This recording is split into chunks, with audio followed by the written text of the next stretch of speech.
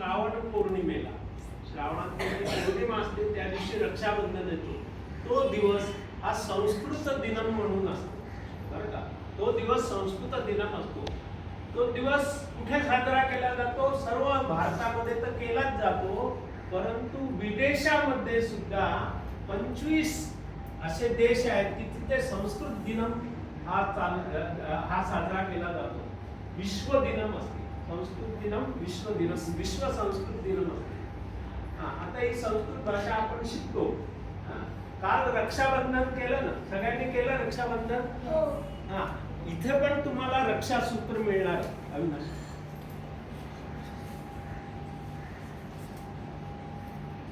पालकांसह प्रत्येकाला एक द्या. कसं करा हे रक्षासूत्र आहे ना, आपल्या बाजू म्हणजे राखी आपल्या बाजूच्याला बांधायची. पटकन करायचंय काम, फटाफट करा.